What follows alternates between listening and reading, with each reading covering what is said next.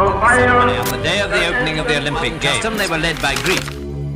पूरी दुनिया से इस साल 3 बिलियन लोगों ने ओलंपिक्स देखा, जिसमें 207 कंट्रीज ने हिस्सा लिया और ये हिस्ट्री में सबसे बड़ा ओलंपिक्स था। लेकिन इन सारे कंट्रीज में भी एक कंट्री, दुनिया की सबसे बड़ी कंट्री मिसिंग थी, क्योंकि ओलंपिक्स से पहले रशिया को बता दिया गया था कि उसकी यूक्रेन पर जुल्म की वजह से इसे ओलंपिक्स में हिस्सा नहीं लेने दिया जाएगा। और इसी वक्त इस साल इजराइल ने एक गोल्ड मेडल और 7 सिल्वर मेडल्स के साथ अपनी हिस्ट्री की सबसे बड़ी कामयाबी हासिल की। तो क्या सिर्फ रशिया जालिम और इजराइल जालिम नहीं है? असल में ओलंपिक्स सिर्फ एक गेम नहीं, बल्कि ओलंपिक्स हमेशा से दुनिया की पॉलिटिक्स के साथ कनेक्टेड रहा है। और इस ओलंपिक्स की कहानी शुरू होती है आज से 2800 साल पहले। उस वक्त ग्रीस की सबसे बड़े रिलीजन खुदा ज़्यूस के साथ आज से 2800 साल पहले दुनिया में कुछ ही बड़े रिलीजन्स थे। इजिप्ट में फिरौनों का रिलीजन, इंडिया में हिंदुइज्म और फलस्तीन में यहूदी।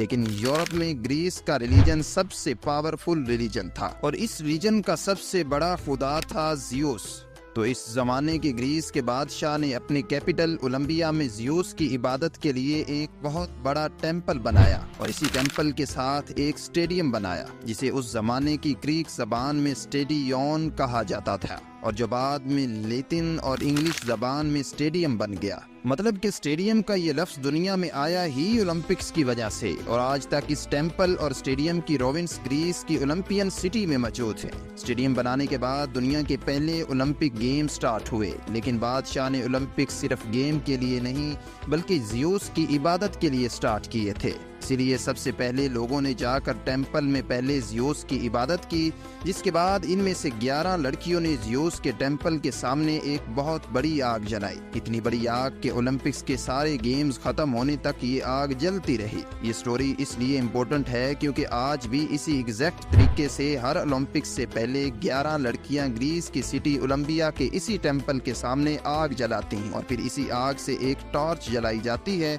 और इस टॉर्च को बगैर बुझाए ग्रीस में ओलंपिया सिटी से इस सिटी की तरफ ले जाया जाता है, जहां ओलंपिक्स की ओपनिंग सेरेमनी हो रही होती है। ये भी एक बहुत बड़ा इवेंट होता है जिसमें हजारों लोग ग्रीस की इस सिटी से भाग भाग कर इस सिटी तक ये टॉर्च पहुंचाते और जैसे ही ये टॉर्च इस सिटी तक पहुंचती है, वहां से ओलंपिक्स शुरू हो जाते हैं। मतलब ओलंपिक्स जब शुरू हुए, ये स्पोर्ट से ज्यादा एक रिलीजियस एक्टिविटी थी और इससे पहले सिर्फ कुछ ही गेम्स थे, जैसे कि रनिंग, रेसलिंग और जैवलिन थ्रो वगैरह। और फिर आहिस्ता आहिस्ता ये गेम्स बढ़ती गईं और इन्हें देखने दूर दूर से लोग आने लगे और फिर इसमें एक बहुत फेमस गेम ऐड कर दी गई, बॉक्सिंग, जिसमें फाइट्स उस जमाने में भी ग्लव्स पहन कर लड़ते थे। इसे ग्रीस में बनाए हुए एंशिएंट पेंटिंग में भी अच्छी तरह देखा जा सकता है। इसमें एक वक्त ऐसा भी आया कि ओलंपिक्स इतना फेमस हो चुका था कि हर बच्चा बड़ा होकर ओलंपियन ही बनना चाहता था, जिसका ग्रीस को एक बहुत बड़ा फायदा ये हुआ कि इन ओलंपिक्स के सख्त कंपटीशन की वजह से ग्रीस के वॉरियर्स दुनिया के सबसे पावरफुल वॉरियर्स बन गए, जिसमें सबसे खतरनाक वॉरियर्स थे स्पार्टन्स। मतलब ओलंपिक गेम्स की वजह से ग्रीस में फिजिकल फिटनेस का कॉन्सेप्ट बहुत ही बढ़ गया और अगर आज भी देखा जाए तो उस वक्त ग्रीस में जितने भी कल्चर्स बनाए गए थे, इनमें हमेशा बहुत ही फिट बॉडीज को दिखाया जाता था। ओलंपिक्स के 500 साल बाद भी ग्रीस के वॉरियर्स सबसे ताकतवर थे, लेकिन ये हर वक्त आपस में लड़ते रहते थे, जिसकी वजह से बाहर की दुनिया को इनकी ताकत का कोई खास अंदाजा नहीं था। लेकिन फिर ओलंपिक्स के 500 साल बाद किंग फिलिप ने पूरी ग्रीस को यूनाइट कर दिया और इनकी आपस की सारी जंगों को खत्म कर दिया। और फिर इसी किंग फिलिप के बेटे का नाम अलेक्जेंडर द ग्रेट था, जिसने ग्रीस के इन वॉरियर्स की एक बहुत बड़ी आर्मी बनाई और आखिर इसकी एम्पायर ग्रीस से लेकर पाकिस्तान और इंडिया के बॉर्डर तक पहुंच गई। लेकिन अलेक्जेंडर द ग्रेट इतनी बड़ी एम्पायर बनाने के बाद सिर्फ 32 साल की उम्र में ही चल बसे और अलेक्जेंडर द ग्रेट के मरने के साथ ही इसकी इतनी बड़ी एम्पायर के जनरल आपस में लड़ने लगे और आखिर अलेक्जेंडर की ये एम्पायर 4 हिस्सों में डिवाइड हो गई। इनमें से एक हिस्से का पाकिस्तान पर भी कंट्रोल था और फिर आने वाले कई सौ साल तक इन्हीं ग्रीक लोगों ने पाकिस्तान के नॉर्थ और वेस्ट पर हुकूमत की और यहीं पर यहाँ के लोकल लोगों के साथ मिलजुल कर रहने लगे। जी हाँ, पाकिस्तान के नॉर्थ में एक कबीला है कैलाश, जो दावा करता है कि वो इसी अलेक्जेंडर द ग्रेट की आर्मी की औलाद है। पाकिस्तान के नॉर्थ के लोग बाकी पाकिस्तानियों और इंडियन से बहुत डिफरेंट हैं। مطلب ان کی بالکل یورپینز کی طرح بلو آنکھیں اور براؤن بال according to science blue eyes دنیا میں سب سے پہلے یورپ میں ہی پائی جاتی تھی، اور کہا جاتا ہے کہ اسی الیگزینڈر دی گریٹ کی آرمی نے یہ جینز پاکستان کے نارتھ تک پہنچائے، لیکن ابھی تک یہ ساری باتیں سائنٹیفکلی پروو نہیں ہوئی۔ الیگزینڈر دی گریٹ نے 10 سالوں میں یہ جو اتنی بڑی امپائر بنائی تھی کچھ ہی سالوں میں 4 حصوں میں ڈیوائیڈ ہو گئی، اور اس سے آہستہ آہستہ اس گریک امپائر کی طاقت کمزور ہونے لگی، اور اب جب یورپ کی گریس امپائر خراب ہو رہی تھی تو اسی گریس کے ساتھ ایک دوسری سٹی روم بہت تیزی سے آگے بڑھ رہی تھی، جو آہستہ آہستہ بڑھ کر رومن امپائر بن گئی، اور یہ امپائر اتنی تیزی سے پھیلی کہ انہوں نے الیگزینڈر دی گریٹ کی گریس کو بھی فتح کر لیا۔ لیکن اس کا مطلب یہ نہیں تھا کہ یہ گریک امپائر ختم ہوگا، کیونکہ گریس اور روم میں کوئی زیادہ فرق نہیں تھا، یہ ایسے ہی تھا جیسے یونائٹڈ کنگڈم اور امریکہ کا فرق، کیونکہ یہ دونوں کنٹریز ایک ہی ریلیجن کو ماننے والے تھے، لیکن ان کی ریلیشن میں بس تھوڑا سا ڈیفرنس تھا۔ گریس میں لوگ زیوس کی عبادت کرتے ہیں اور رومن امپائر میں بھی لوگ زیوس کی ہی عبادت کرتے تھے، لیکن یہاں اس کا نام زیوس نہیں بلکہ جیوپیٹر تھا، اور ہمارے سولر سسٹم کے سب سے بڑے پلینٹ جیوپیٹر کا نام بھی اسی رومن امپائر کے خدا کے نام پر رکھا گیا تھا۔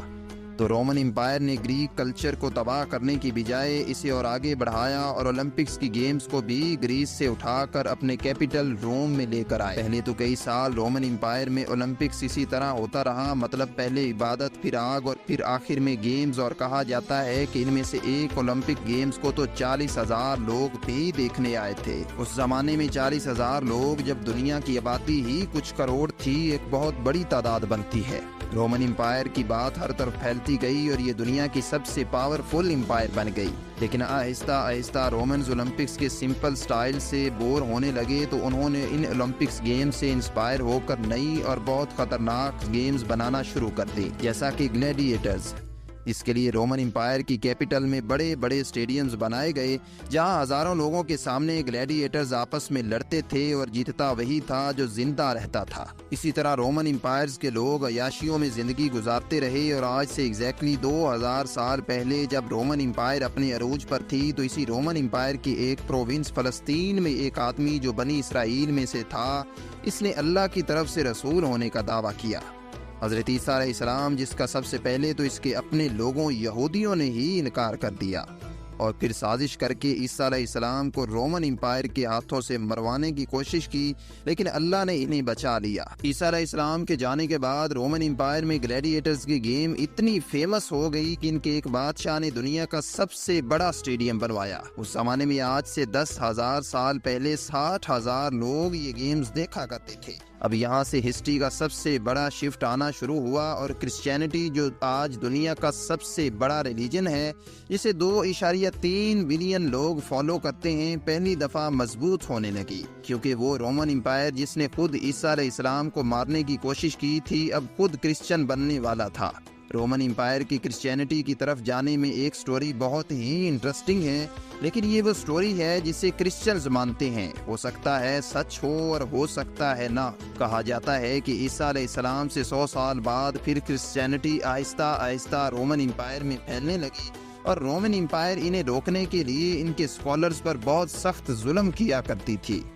اور ان میں سے ایک بہت بڑے مذہبی اسکالر اگنیشیس کو تو بادشاہ نے خود روم بلا کر گورس سیم میں بھیجا، جہاں گلیڈیٹرز لڑا کرتے تھے، اور پھر ہزاروں لوگوں کے سامنے کرسچنز کے اس اسکالر کو ایک بھوکے شیر کے سامنے ڈال دیا، اور یہ دیکھنے کے لیے پورا کراؤڈ ایکسائٹمنٹ میں نعرے لگانے لگا۔ لیکن اگنیشیس اس شیر سے بھاگنے کی بجائے بالکل اس کے سامنے کھڑا ہو گیا، تو شیر اس کے پاس چل کر آیا اور اسے کھانے کی بجائے اس کے سامنے بیٹھ گیا۔ یہ دیکھ کر رومن بادشاہ اور ہزاروں لوگوں کا کراؤڈ، جو اب تک بہت چیخیں مار رہا تھا، بالکل خاموش ہو گیا، کیونکہ اس سے پہلے کسی نے بھی ایسا منظر نہیں دیکھا تھا۔ آخر شیر نے کچھ دیر بیٹھنے کے بعد اگنیشیس پر حملہ کر کے اسے کھا لیا، لیکن یہ واقعہ بہت تیزی سے پورے رومن امپائر میں پھیل گیا، اور لوگ اس کی اس قربانی سے امپریس ہو کر کرسچینٹی کی طرف آنے لگے۔ اس طرح رومن امپائر آہستہ آہستہ اپنے ریلیجن کو چھوڑ کر کرسچینٹی کی طرف آنے لگی۔ اور اگنیشس کے اس واقعہ کے 200 سال بعد ایک رومن بادشاہ کانسٹنٹین نے کرسچینٹی قبول کر لی اور اس طرح پوری رومن امپائر کرسچن ہو گئی۔ کرسچن بننے کے بعد رومن امپائر کے بادشاہوں نے پرانے زمانے کے سارے بت پرستی اور آئیڈیالوجی کے رواج ختم کر دیے، جن میں سے ایک اولمپک گیمز بھی تھے، کیونکہ اولمپک صرف گیم ہی نہیں زیوس کی عبادت کے لیے کی جاتی تھی۔ کرسچینٹی اور اولمپکس کی یہ دشمنی بہت ہی پرانی ہے۔ اس سال 2024 کی اولمپک گیمز کی اوپننگ سرمنی میں یہ ویڈیو پلے کی گئی تھی، جس میں کرسچینٹی اور کرسچنز کا بہت سخت مذاق اڑایا گیا تھا، کیونکہ یہ ویڈیو کرسچینٹی کی سب سے مشہور پینٹنگ کو بگاڑ کر بنائی گئی تھی۔ تو اگر دیکھا جائے تو اولمپکس نے کرسچینٹی سے اپنا بدلہ لے لیا۔ اس کے بعد اولمپک گیمز تو رومن امپائر سے ختم ہو گئے، لیکن آہستہ آہستہ رومن امپائر بھی اس سے بہت سال بعد کافی حد تک ختم کر دی گئی،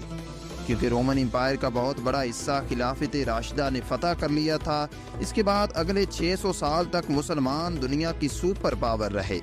پھر مسلمانوں کی اس طاقت کو بھی 600 سال بعد چنگیز خان اور اس کی اولاد نے ختم کر دیا۔ منگول امپائر نے عرب خلافت کو تو ختم کر دیا، لیکن اس کے بعد ایک نئی خلافت شروع ہوئی جسے خلافت عثمانیہ کے نام سے جانا جاتا ہے۔ اس خلافت نے باقی بہت بڑے بڑے علاقے تو فتح کر لیے، ساتھ پہلی دفعہ مسلمانوں کی طرف سے گریس کو بھی فتح کر لیا۔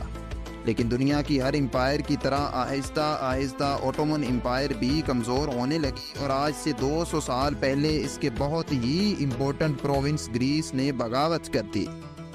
اور اوٹومن امپائر سے آزادی لے کر ایک انڈیپینڈنٹ ملک بن گیا۔ اب جب گریس بہت سال بعد اپنی آزادی سیلیبریٹ کر رہا تھا، تبھی گریس کے ایک جرنلسٹ نے اخبار میں ایک آرٹیکل لکھا کہ اب جب ہم آزاد ہو چکے ہیں تو ہمیں اپنے پرانے گریک کلچرز کو واپس زندہ کرنا چاہیے، جس میں اس نے آج سے 200 سال پہلے پہلی بار اولمپکس گیمز کو واپس لانے کا ذکر کیا، اور آخرکار 1896 میں 2800 سال پرانی گیمز اور اولمپکس دوبارہ شروع ہوئیں۔ پہلے کچھ سالوں میں اس میں صرف تھوڑے ہی گیم تھے، لیکن آہستہ آہستہ امریکہ اور یورپ کی سپورٹ سے اولمپکس بہت تیزی سے دنیا کا سب سے بڑا ایونٹ بن گئی، جس میں پوری دنیا کی کنٹریز حصہ لینے لگیں۔ اتنا فیمس ہونے کے بعد اولمپکس صرف گیمز نہیں رہی، بلکہ کچھ پاورفل کنٹریز کے لیے اپنی طاقت دکھانے کا ذریعہ بھی بنی، کیونکہ پچھلے 100 سالوں میں جو بھی اولمپکس کی سب سے زیادہ گولڈ میڈل جیتی، وہ وہی کنٹری ہوتی ہے جو اس وقت دنیا کی سپر پاور بننے والی ہوتی ہے، جس میں امریکہ تو پچھلے 100 سالوں سے سپر پاور ہونے کی وجہ سے ہمیشہ سب سے زیادہ گولڈ میڈلز جیتتا آ رہا ہے۔ لیکن پچھلے 100 سالوں میں جس نے بھی امریکہ کی پاور کو چیلنج کرنے کی کوشش کی، اس نے اکنامک، ملٹری اور باقی ساری فیلڈز کے ساتھ ساتھ اولمپکس میں بھی اسے ہرانے کی کوشش کی۔ فار ایگزامپل، ورلڈ وار 2 سے پہلے جرمنی میں جب ہٹلر کی گورنمنٹ تھی تو اس سال سب سے زیادہ گولڈ میڈلز جرمنی نے ہی جیتے تھے، کیونکہ تب جرمنی یورپ کی سب سے بڑی سپر پاور بن چکی تھی۔ ورلڈ وار 2 کے بعد جرمنی کی طاقت تو ختم ہو گئی، لیکن اس جنگ کے بعد ایک نئی سپر پاور دنیا کے سامنے آئی، سوویت یونین، جس نے دوبارہ آ کر امریکہ کی طاقت کو چیلنج کرنا شروع کیا۔ اب جب سوویت یونین بھی سپر پاور بننے کی طرف جا رہی تھی تو اس نے اپنے 9 میں سے 6 اولمپکس میں سب سے زیادہ گولڈ میڈلز حاصل کیے۔ لیکن آج سے تقریباً 30 سال پہلے افغانستان پر حملے اور کچھ اکنامک مسئلوں کی وجہ سے سوویت یونین بھی ختم ہو گئی۔ اس کے بعد امریکہ دنیا کی واحد سپر پاور رہ گئی، اور اگین اولمپکس میں سب سے زیادہ میڈلز امریکہ ہی جیتنے لگا۔ لیکن اچانک چائنا دنیا میں بہت تیزی سے آگے آنے لگا، اور ایک بار پھر کچھ ہی سالوں میں چائنا USA کی طاقت کو دوبارہ چیلنج کرنے لگا، اور تب سے لے کر آج تک پوری دنیا اس کنفیوژن میں ہے کہ چائنا اور USA میں کون سپر پاور بن کر سامنے آئے گا۔ اور ان دونوں کی یہی لڑائی اولمپکس میں بھی چل رہی ہے، جس میں اس سال 2024 کے اولمپکس میں دونوں کنٹریز نے بالکل ایکول 40 گولڈ میڈلز حاصل کیے، اور دنیا میں بھی ایک ایسی سچویشن ہے کہ جب چائنا اور US کی طاقت آلموسٹ برابر ہونے کے قریب ہے، تو مطلب پچھلے 100 سالوں سے اولمپک صرف ایک گیم نہیں بلکہ پوری دنیا میں اپنی طاقت اور انفلوئنس دکھانے کا ایک ذریعہ ہے۔ امید ہے آپ کو آج کی ہماری یہ ویڈیو پسند آئی ہوگی، تو ملتے ہیں نیکسٹ ویڈیو میں۔ تب تک کے لیے اپنا اور اپنے پیاروں کا خیال رکھیے گا۔ اللہ نگہبان۔